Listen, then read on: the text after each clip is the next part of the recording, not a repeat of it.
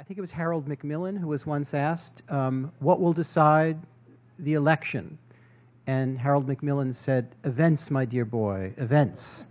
What events, beginning with Jelani, do you expect, or can we possibly anticipate, if the world is at all, we can anticipate the world at all, in the next coming 100 days that could throw the election one way or another? There are two things that keep me up. And I was just, when Emily and I were just talking in the green room, we were saying that we often say that, politics, are frightening, or that the political situation is frightening. And that's more often than not hyperbolic, but right now it actually is. Like, it actually is something that is alarming. And the two things that concern me are that, one, Julian Assange says he has more emails.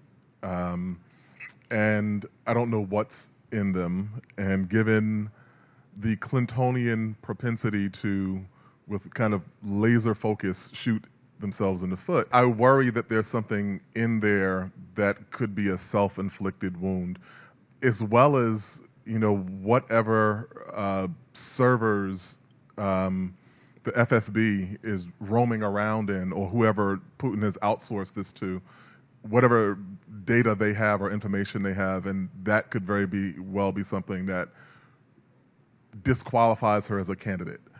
Amy. Let me take a slightly different approach and say what could cause Donald Trump to lose, assuming that it's a pretty close election now. And I think that the people with the greatest power in that right now are Paul Ryan and Mitch McConnell.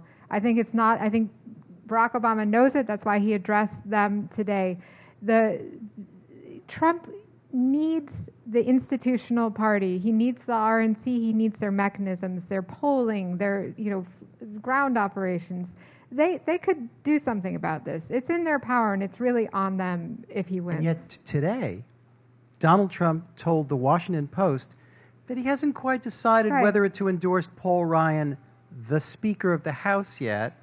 And there's somebody else he refused. Well, he very consciously echoed He's on the Paul fence. Ryan's language, because Paul Ryan had this whole drama. He's mocking him. He's teasing him. Yeah, and the person who's having the big moral test right now, I think, is Paul Ryan, and so far he's failing.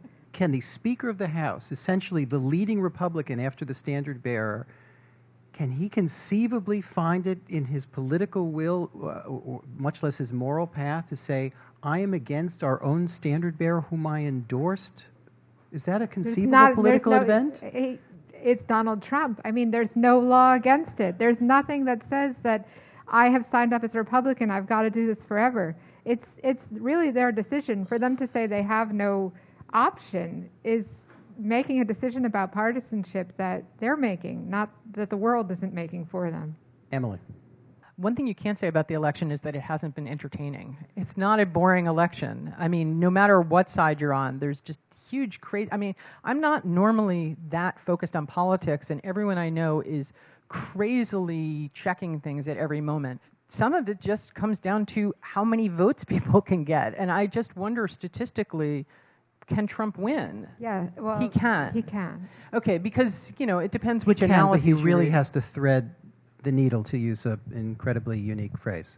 It's funny. Yesterday I tweeted at the end of the day. I said, "Fingers crossed that tomorrow Donald Trump calls a preemie baby ugly or bites the head off a bat." And then this morning, he got into this. He was very close. He got into a fight with the baby. Yeah. No. Wednesday the bat. So can I ask you an addendum question on a television note? On the day of Trump's Midnight in America speech, the man who probably did the most to promote right-wing populism in this country was forced to retire, was fired, Roger Ailes. What effect will that have on Fox and politics, do you anticipate? Do you have any, or is it possible to know? I've been watching Fox because I've been trying to determine what sort of nervous breakdown is going on behind the scenes there. Because it does seem like there must be incredible tension.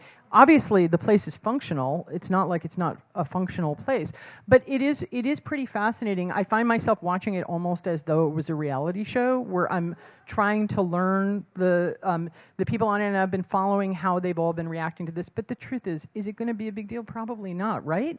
It's just that, you know, obviously he is a very important figure, but that place is a major institution, and it will simply keep going the way that it's going.